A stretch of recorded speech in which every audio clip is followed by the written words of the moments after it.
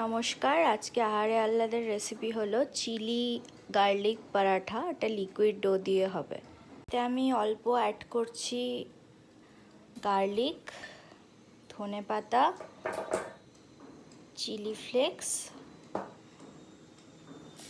স্বাদ অনুযায়ী অল্প একটু চিনি আর স্বাদ অনুযায়ী নুন। এবার সবটা দিয়ে এটাকে আমরা মিক্সড করব।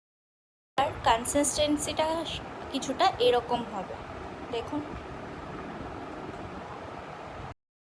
প্যানে তেল ব্রাশ করে নিয়েছি, দিয়ে এরপর আমি লিকুইডটাকে এভাবে দিয়ে দেব।